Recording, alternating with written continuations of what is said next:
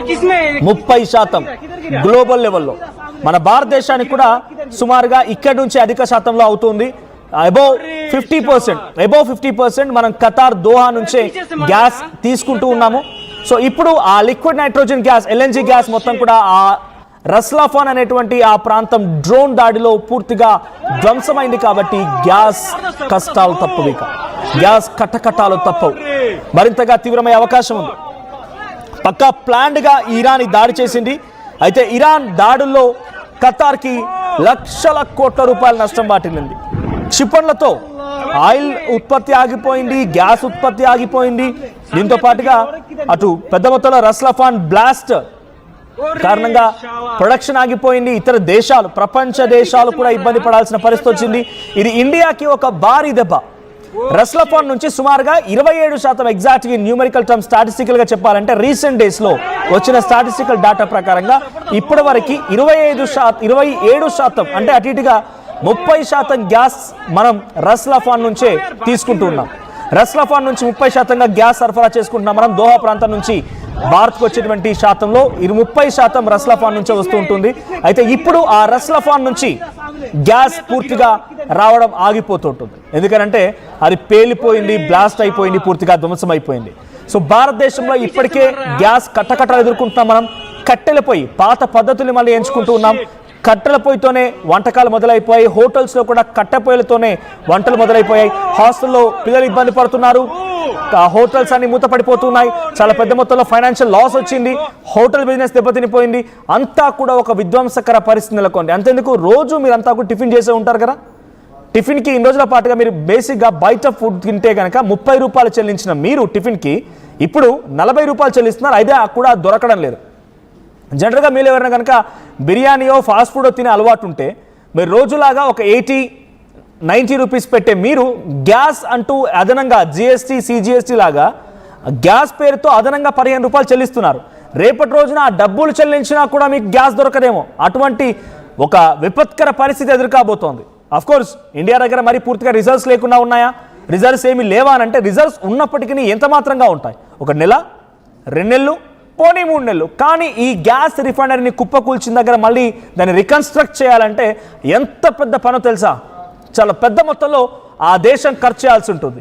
Qatar కేవలం ఈ రస్లాఫాన్ అనేటువంటి ఈ కేవలం గ్యాస్ రిఫైనరీ కూల్చడంతో 1,00,000 కోట్ల రూపాయల విధ్వంసాన్ని చవిచూసింది ఇప్పుడు ఖతార్.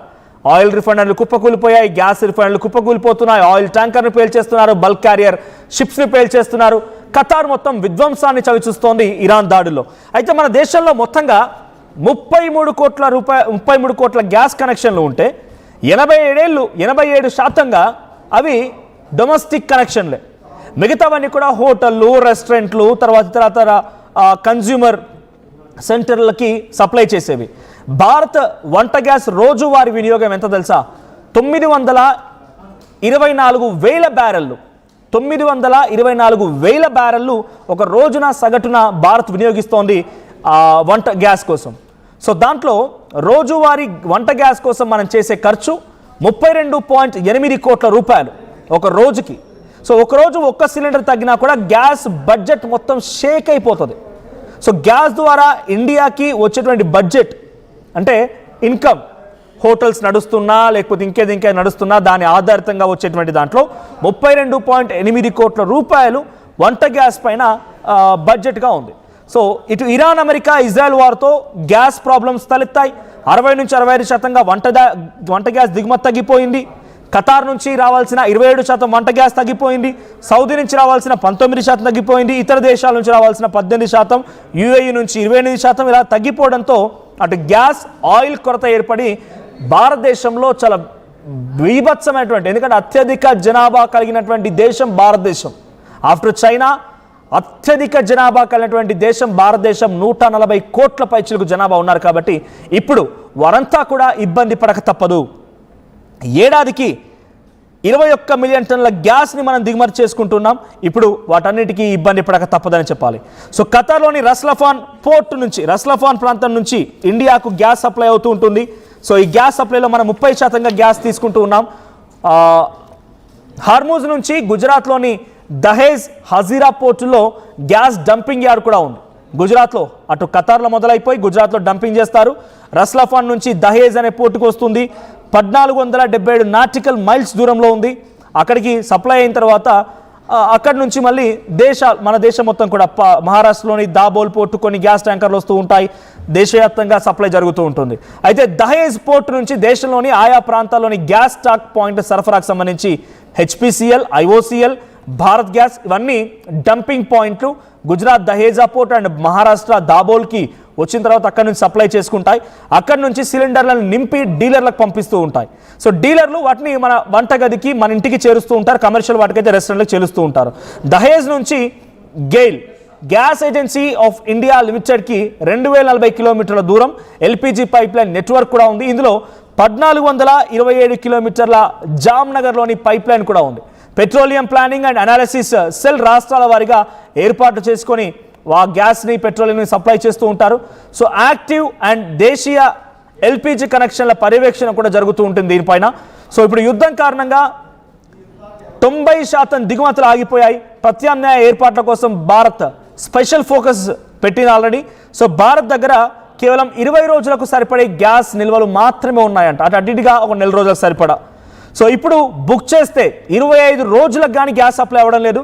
సో గతంలో బుక్ చేసిన మరుసటి రోజు 24 అవర్స్ లోపే మీకు గ్యాస్ డెలివరీ అయిపోయింది. కానీ ఇప్పుడు మినిమం 25 డేస్ పడుతోందట.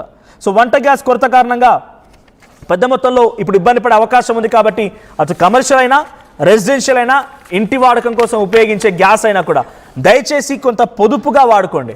సో కమర్షియల్ అంటే బయట తినేదానికంటే ఇంట్లోనే ప్రియారిటీ తీసుకోండి. సో తక్కువగా గ్యాస్ వినియోగించుకునేటువంటి వంటకాలు చేసుకోండి. ఆల్టర్నేట్గా if it all there any possibility electric వస్తువులను వాడే ప్రయత్నం చేయండి. సో అవి మైక్రోవేవ్స్ కానీ లేదనంటే ఇంకా ఇతరత్ర ఎలక్ట్రిక్ వస్తువులు కనుక వాడితే డెఫినెట్గా గ్యాస్ కొరత నుంచి కొంత బయటపడే అవకాశం ఉంది. బట్ మార్క్ మై వర్డ్, ఈ వరల్డ్స్ బిగ్గెస్ట్ గ్యాస్ రిఫైనరీ అయినటువంటి రస్లాఫాన్ అనేది ఇప్పుడు పాక్షికంగా దెబ్బతిని పూర్తిగా నష్టపోయింది. కాబట్టి దీన్ని తిరిగి మళ్ళీ పునరుద్ధరించడానికి కొన్ని నెలలు పట్టే అవకాశం ఉంది. అప్పటిదాకా గ్యాస్ సప్లై మొత్తం కూడా నిలిచిపోబోతోంది. గ్యాస్ కొరత చాలా తీవ్రంగా ఉండబోతోంది. గ్యాస్ కారణంగా రెస్టారెంట్లు, హోటల్స్ అన్ని కూడా మూతపడే అవకాశం ఉంది. Please be careful. ఆల్టర్నేట్ ఆప్షన్స్ని ఇప్పటి నుంచే ప్రయత్నం చేయండి. ఆల్టర్నేట్ ఆప్షన్స్ కనుక వెతుక్కోకపోతే డెఫినెట్గా భారతదేశం 140 కోట్ల జనాభా కలిగినటువంటి మన భారతదేశం డెఫినెట్గా ఇబ్బందులు పడక తప్పదు. సో హోటల్స్, హాస్టల్స్, మరీ ముఖ్యంగా ఎడ్యుకేషనల్ ఇన్స్టిట్యూషన్స్, హాస్టల్స్ అన్నీ కూడా బీ కేర్ఫుల్. ఆల్టర్నేట్ ఆప్షన్స్ని ఎంచుకునే ప్రయత్నం చేయండి.